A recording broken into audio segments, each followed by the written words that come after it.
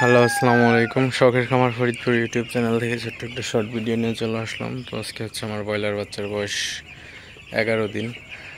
তো 11 দিন বয়সে সকালবেলা দেখেন আমি পানি দিয়ে দিছি, আসলে বাচ্চাগুলা পাগলের মতো খাইতেছিল।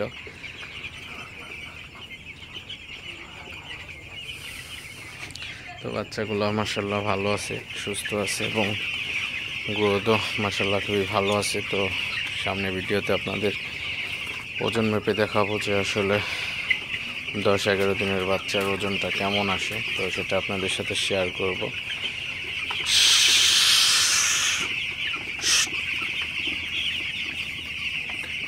বাচ্চাগুলো মাশাআল্লাহ খুবই ভালো আছে।